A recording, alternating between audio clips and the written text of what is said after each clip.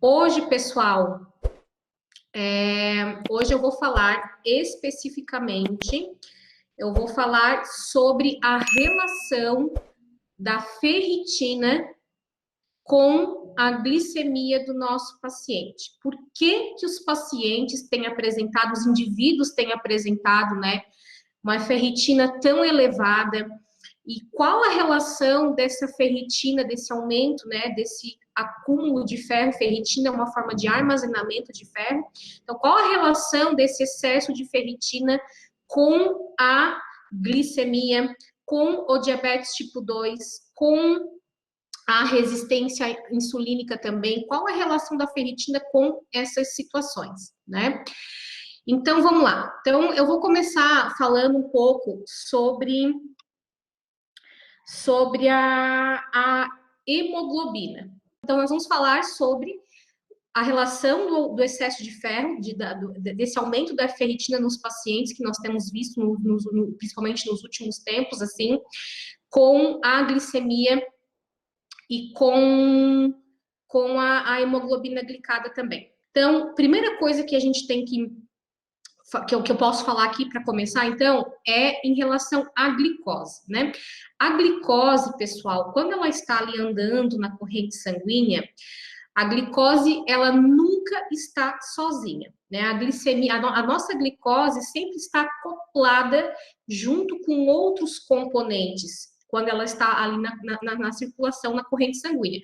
Então, a glicose, nós temos aqui a glicose e nós temos aqui outros componentes. Então, a glicose, ela sempre está acoplada junto com hemoglobina, junto com outros, com proteínas, aminoácidos, como lisina, como albumina, acoplado junto com água. A glicose nunca está sozinha na corrente sanguínea, ela sempre está acoplada junto com outro componente.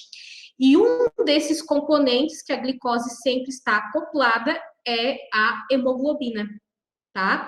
A hemoglobina, muitos pensam que ela é uma célula, né? Na realidade, a hemoglobina ela é uma proteína quaternária, a hemoglobina é uma hemoproteína, uma proteína quaternária que está dentro da hemácia.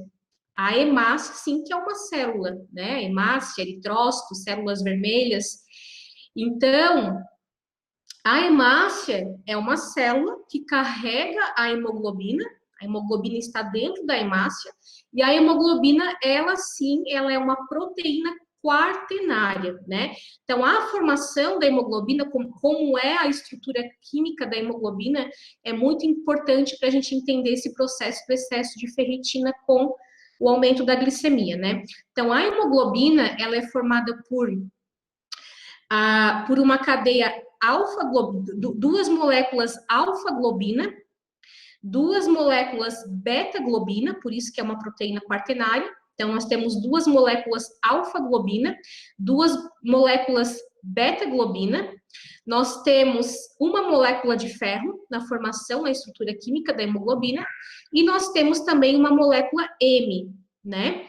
Lembrando que o M da hemoglobina é dependente de alguns nutrientes, como vitaminas do complexo B, como zinco, como magnésio. Então, a formação da hemoglobina, ela se dá da seguinte forma, né? A estrutura química da hemoglobina. Duas cadeias alfa-globina, duas cadeias beta-globina, uma molécula de ferro e uma molécula M, né? Então, a hemoglobina é uma proteína quaternária que está dentro da hemácia, certo? E a hemácia, pessoal, ela tem um tempo de vida de média aí de 90 a 120 dias, né? Em média de 3 a 4 meses. E a hemoglobina, né, uma das principais funções da hemoglobina é transportar o oxigênio aí para as células, para os tecidos, para os órgãos aí do corpo, né? Então, só que, como eu falei, a glicose... Então, como eu falei, a glicose, ela nunca está sozinha na corrente sanguínea. Ela sempre está acoplada junto com outros componentes, e um desses componentes é a hemoglobina, tá? Então, por isso que a hemoglobina glicada, Quando nós temos excesso de glicose na corrente sanguínea, esse excesso de glicose, eu sempre costumo falar, né, que é para simplificar, para a gente entender de uma forma bem clara e bem simples. Excesso de glicose, pessoal, é como se fosse pegar um pouco de açúcar, colocar numa panela, colocar numa panelinha e colocar essa panela no fogão, ligar o fogão, ligar o fogo. O que vai acontecer com esse açúcar dentro da panela? Esse açúcar vai começar a caramelizar, vai começar a melar. Se a gente coloca açúcar numa panela, liga o fogo, mesmo que seja em fogo baixo, né? Esse açúcar começa o quê? Começa a melar, né? Começa a caramelizar. E a glicose alta dentro do nosso corpo é mais ou menos assim que acontece também. Glicose alta, glicose elevada, ela começa a melar, ela começa a caramelizar. Então, onde essa glicose vai passando no organismo, ela vai melando e caramelizando o que ela vai encontrando pela frente, né? Então, glicose alta, por isso que os diabéticos com a glicemia descompensada tendem sempre a ter processos inflamatórios, né? Tendem a ser mais inflamados. Então, essa glicose, ela vai passando, ela vai caramelizando, né? Ela vai caramelizando as artérias, ela vai caramelizando o colágeno. Quando eu falo colágeno, não é simplesmente o colágeno da pele, é o colágeno dos rins, o colágeno do coração, o colágeno do corpo como um todo. Então, essa glicose, onde o corpo vai passando, ela vai caramelizando as células, né? Vai caramelizando os órgãos, inclusive os ácidos nucleicos, o DNA, né? Então, onde vai essa caramelização leva a esse processo inflamatório do organismo, né? Então, essa glicose alta, ela começa a caramelizar as hemácias também. As hemácias são células, né?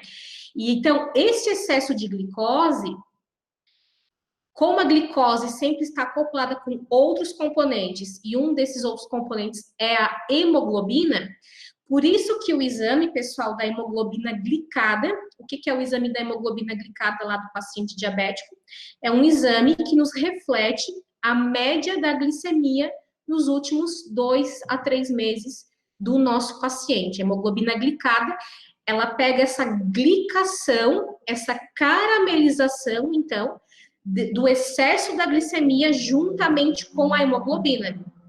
Como eu falei, sempre tem glicose acoplada junto com a hemoglobina, né? Então, a hemoglobina glicada, ela reflete uma média da glicemia nos últimos 2 a 3 meses, né? Devido ao processo de glicação, dessa caramelização da hemoglobina, juntamente com o excesso de glicose, certo? Tá, e qual a relação, então, da ferritina com esse processo? Por isso que o foco principal, né, pessoal, também é a gente sempre criar estratégias para manter a glicemia do nosso paciente equilibrada e estabilizada, né? Esse é o foco principal do tratamento com o nosso paciente diabético, né? Que ele realmente no dia a dia, no seu hábito diário, tenha a glicemia o mais controlada possível, né? Nós sabemos que tem exceções, o paciente às vezes vai numa festa, vai num jantar, né? Vai sair com a família, existem as exceções, mas no dia a dia o foco é manter a glicemia controlada e estabilizada, né? Então a gente tem que conhecer as estratégias, o que está por trás do aumento da glicemia do nosso paciente, o que está por trás, né? Daquele processo que faz com que a glicemia fique igual uma montanha russa, que muitos pacientes diabéticos apresentam a glicemia assim, glicemia alta, né? Aí aplica um monte de insulina, ou toma mais medicamento, aí glicose baixa, acaba tendo uma hipoglicemia, daí na hipoglicemia come mais, glicose aumenta de novo, então não tem aquela glicemia estabilizada, né? E esses aumentos da glicemia, gente, outro ponto, né? Da mesma forma que o excesso de glicose faz mal, a hipoglicemia também faz mal, né? A hipoglicemia aí também não queremos para o nosso paciente, nós queremos que a glicose fique o mais estabilizada possível, né? Para ele não ter problemas a longo prazo, né? Aquilo que eu sempre falo, nós sabemos das consequências que o aumento da glicemia, que as hiperglicemias, né, que a glicose descompensada traz a longo prazo para o paciente diabético, nós sabemos disso, mas também nós temos que saber que é possível, e entender que é possível encontrar saúde dentro da doença. Quando nós temos uma doença que não tem cura, como diabetes tipo 1, por exemplo, nós temos que entender e saber que é possível encontrar saúde dentro da doença, né? Criar estratégias, elaborar um tratamento juntamente com o nosso paciente, para que ele tenha saúde e qualidade de vida, se sinta bem no dia a dia, para ele viver bem, né? Viver bem e feliz, certo? Então,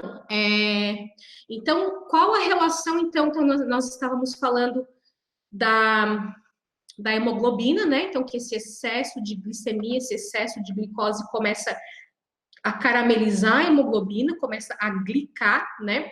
O processo de glicação, pessoal, quando a gente fala em glicação, a gente sempre tem que entender que glicação é a caramelização de uma estrutura proteica, né? Então, por isso que eu sempre falo dos AIDs, né? Os AIDs, que são os produtos de glicação avançada, nós temos os AIDs endógenos, que o próprio corpo produz, e AIDs exógenos, que são provenientes da alimentação. Inclusive, os AIDs exógenos, provenientes da alimentação, têm relação direta também com a ação da insulina nos seus devidos receptores, né? Os AIDs, eles interferem, eles impedem, eles fazem com que a insulina tenha dificuldade de agir nos seus devidos receptores, aumentando também a glicemia do nosso paciente, né? Quando é AIDs proveniente da dieta. Então, AIDs é a caramelização de uma estrutura proteica. E nós temos os AIDs endógenos, né? Que é o que o próprio corpo produz. E a hemoglobina glicada é um resultado de AID endógeno, né? Como a hemoglobina ela é uma hemoproteína, esse excesso de glicemia carameliza a hemoglobina, que é uma hemoproteína. Então, a hemoglobina ela é um resultado de AID endógeno, por isso que é denominada hemoglobina glicada, que é a glicação da hemoglobina, né? A ferritina, então, pessoal, por que ela normalmente se apresenta mais alta, né, nos pacientes diabéticos tipo 2, pacientes com resistência à insulina também? Por quê? Como nós temos esse processo, prestem bem atenção, como nós temos esse processo da caramelização, da glicação da hemoglobina, né, devido ao aumento da glicemia. O que começa a acontecer nesse processo? E a hemoglobina, ela carrega duas cadeias alfa-globina, molécula M e uma molécula de ferro. Então, esse excesso de glicose na hemoglobina, juntamente com a hemoglobina, começa a caramelizar a hemoglobina, e a hemoglobina ela está dentro da hemácia. E essa caramelização da hemoglobina começa a inflamar também as hemácias, essas células, né? Hemácias são células, essas nossas células vermelhas. E as hemácias inflamando também, e esse excesso de glicose na hemoglobina começa a romper as hemácias. As hemácias se rompendo, aquele ferro que está ali com a hemoglobina, juntamente com a hemoglobina, esse ferro começa a hemácia se rompe e esse ferro começa a ir para fora da hemácia, fazendo com que o ferro fique livre. Esse ferro fique livre ali na corrente sanguínea, e o ferro livre na corrente sanguínea, a ferritina é uma forma de armazenamento de ferro. Então, esse excesso de ferro na corrente sanguínea começa a entrar em contato com substâncias redutoras, como o oxigênio, por exemplo, né? E esse ferro, esse excesso de ferro que agora está livre, começa a passar por um processo de hidroxilação. Esse processo de hidroxilação a gente chama de reação de Fenton, né? Reação de Fenton, que é um processo extremamente prejudicial, onde nós temos alta formação de radicais livres, né? E que tem relação direta com câncer. Então, esse excesso de ferro livre, ele pode ser armazenado na forma de ferritina também, né? Porque a ferritina é uma forma de armazenamento de ferro, como eu falei, né? Então, por isso que essa relação direta do aumento da glicemia, né? do excesso de glicose com o excesso de ferro ou com o excesso de ferritina. E por isso que quando a gente vê um ferro alto, uma ferritina muito elevada, a gente começa a se preocupar, porque a gente sabe que aquele excesso de ferro ali no organismo em contato com o oxigênio, né, começa a trazer consequências a longo prazo para o nosso paciente, né? A longo prazo tem relação direta com câncer, por exemplo, né? Então, e quando a gente recebe, quando a gente vê o exame bioquímico do nosso paciente, nós temos lá a referência do exame de ferritina, né? A gente vê que a referência é lá de baixo até lá em cima, né? Então, quando o paciente já apresenta uma ferritina de 200, uma ferritina de 150, uma ferritina de 300, quanto mais elevada, a gente já começa a ficar preocupado, né? Porque valores de ferritina, o ideal, o bom, é que fique em torno de 70, né? São valores bons, nem muito baixo, nem muito alto, né? Então, quando a gente vê, por exemplo, uma ferritina elevada, então, nesse paciente, né? O que você, como profissional, pensaria? Eu preciso reduzir o ferro, alimentos fonte de ferro do meu paciente? Será que precisa? Porque se a glicemia ela está elevada nos últimos tempos, né? E a ferritina tem relação direta. Será que o mais interessante, então, o ideal não é arrumar essa glicemia do paciente? Não é? Claro que no primeiro momento a gente precisa reduzir um pouco o consumo de alimentos fonte de ferro, porque a ferritina está elevada, mas nós temos que tratar a causa, da onde que esse ferro alto está vindo, da onde que essa ferritina elevada está vindo, né? Provavelmente é desse processo da glicação da hemoglobina, né? Dessa inflamação que está acontecendo nas hemácias e o ferro está ficando livre ali, né? Ele está saindo, tá indo para fora da hemoglobina, está se desligando a hemoglobina e ficando livre ali e se unindo junto com o oxigênio e sendo armazenado na forma de ferritina elevada, então tem relação direta com isso. Então, pessoal, o que eu indicaria nesse processo, né? Eu indicaria nesse processo arrumar, primeiramente, claro, a glicemia do nosso paciente, né? Esse processo da ferritina elevada tem relação direta. Se você for ver a hemoglobina glicada do paciente, se você for ver o controle glicêmico, como é que está a glicemia nos últimos tempos, e a ferritina está elevada, pode ter certeza que tem íntima relação com isso, tá? Então, nós temos que corrigir a glicemia do nosso paciente, tá? Até porque essa ferritina elevada tem relação direta com processos inflamatórios, né? E com outros problemas a longo prazo. Então, pessoal, uma estratégia que eu posso passar aqui também, que pode auxiliar, pode não, auxilia muito na redução da ferritina. Primeiro ponto, como eu falei, nós temos que arrumar a glicemia do paciente, né? Glicemia ficar controlada e estabilizada. E segundo ponto, a gente pode usar estratégias para reduzir essa ferritina, né? Dentre algumas estratégias que eu posso passar aqui para vocês, eu vou passar a Camellia sinensis, né? A Camellia sinensis, o chá verde, né? Você pode prescrever na forma de consumo, de consumir o chá verde, né? Pode prescrever para o seu paciente, porque a Camellia sinensis, ela possui substâncias fitoquímicos, né? As catequinas que estão presentes no chá verde, elas quelam o ferro, elas fazem quelação de ferro, né? Camellia sinensis, ela tem alto potencial de promover quelação de ferro, né? Então, reduzindo esse ferro no organismo. Então, uma estratégia a gente pode passar para o nosso paciente o consumo do chá verde, mas se um paciente está com a ferritina muito elevada, aí sim o interessante é fazer a prescrição da Camellia sinensis, né? Camellia sinensis, extrato seco, 500 miligramas 2 vezes por dia, antes do almoço e antes do jantar. Essa é alguma das estratégias. Então, só não prescrever Camellia sinensis, não prescrever chá verde para gestantes, lactantes, para pacientes hipertensos e para pacientes que possuem alterações na tireoide, tanto hipotireoidismo quanto hipertireoidismo, né? E as catequinas do chá verde, então, da Camellia sinensis, tem alto potencial de fazer quelação de ferro, né? Às vezes o paciente está com uma ferritina tão elevada que muitas vezes o ideal é até fazer sangria, né, para para o paciente não ter sérias complicações depois. a longo prazo. Então, só que também é importante eu falar, pessoal, que a ferritina, ela é essencial, o ferro é essencial, né? Ferritina baixa, ferro baixo também é prejudicial. Nós queremos o quê? Ter as quantidades ideais, né? Nós queremos ter quantidades ideais daquele nutriente ali para otimizar o trabalho das nossas células, para que elas trabalhem de forma adequada. Inclusive, pessoal,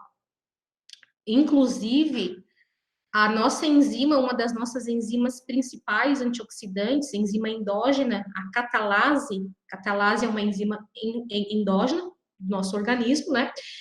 Que tem relação direta, altamente antioxidante.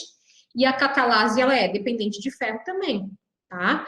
Então, a ferritina e o ferro são importantes. O problema é de menos, a deficiência, ou em excesso também. Então, pessoal, eu passei, e inclusive, né, se o paciente está apresenta ferritina muito alta, né, ferritina elevada, aí a gente também, o interessante da Camellia sinensis, do chá verde também, que é altamente anti-inflamatório, né, então vai auxiliar nesse processo, visto que ferritina elevada é um processo inflamatório no organismo.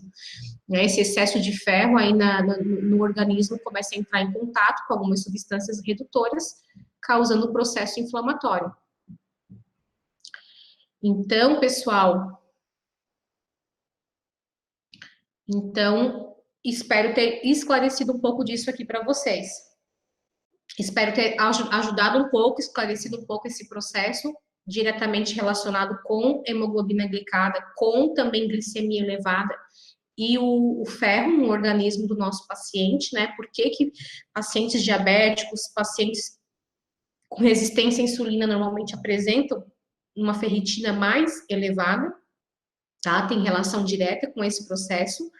Então, pessoal, para quem me acompanhou até no final aqui dessa live também, vou deixar aqui para vocês, né? Já vou avisar de antemão mais uma vez. Na próxima segunda-feira, nós estamos abrindo vagas para a próxima turma, a turma do segundo semestre do curso Diabetes Tem Solução, Fundamentos da Nutrição Funcional no Diabetes, né? O que eu compartilhei aqui é apenas uma pequena porcentagem de todas as aulas, né? Que é um curso bem extenso, que realmente tem mudado a vida dos profissionais da área da saúde, que tem mudado a conduta clínica, feito com que eles tenham entendido todo o processo relacionado ao diabetes, à glicemia, diabetes gestacional, resistência à insulina, diabetes tipo 1, diabetes tipo 2, né? Então, está abrindo as vagas para a próxima turma, para vocês terem acesso a todo o cronograma das aulas, ao cronograma da aula, né? Entender como é que funciona o curso. E essa turma do primeiro trimestre desse ano tem sido uma turma incrível, vários alunos estão aqui, né, o Jackson, Tânia, Marina, mais quem? A Carla, vários profissionais estão aqui nos acompanhando. Nós temos aqui a Aline, a Liz, vários profissionais que realmente, assim, eles estão se tornando profissionais cada vez mais capacitados a atendimento e entendimento a pacientes diabéticos, né? Profissionais que são únicos, exclusivos e realmente habilitados a atender pacientes diabéticos e entender os pacientes diabéticos. Então, nós estamos aqui para todos juntos levar o melhor para os nossos pacientes, entregar o melhor para os nossos pacientes, ajudá-los, a Deliane também, e transformar a vida dessas pessoas. Deliane é uma querida, né? Então, não perca realmente essa grande oportunidade de fazer a diferença, de atender, de realmente aprender como funciona o processo do diabetes, né? Isso eu falo porque todos sabem que eu sou diabética tipo 1 há 24 anos, nutricionista clínica funcional há 12 anos, né? E realmente nos últimos anos tenho me especializado de uma forma muito intensa em tudo que está envolvido por trás do diabetes e do controle da glicemia, começando primeiro por mim mesma, né? E estendendo isso para pacientes diabéticos e para vários profissionais da área da saúde, centenas de profissionais da área da saúde, né?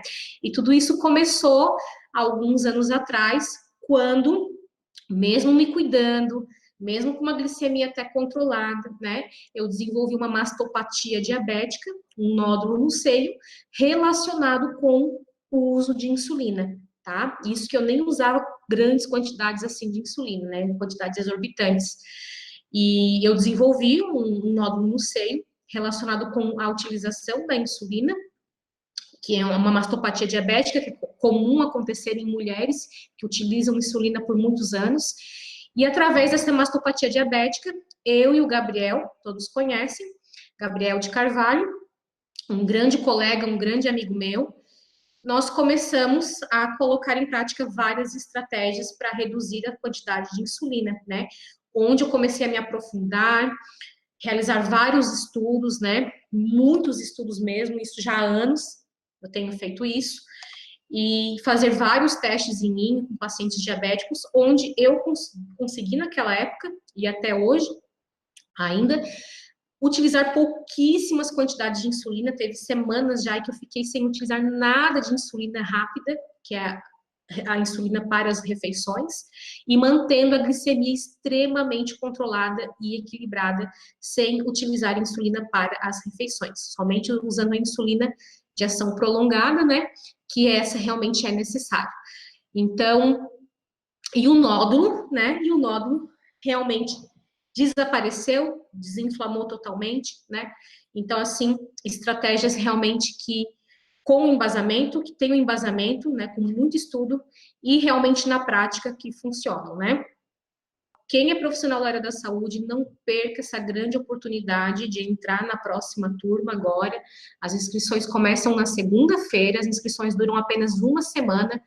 Então, espero você na próxima turma para realmente você se aprofundar em tudo que está envolvido no diabetes e para que o paciente não venha também a ter o diabetes, né?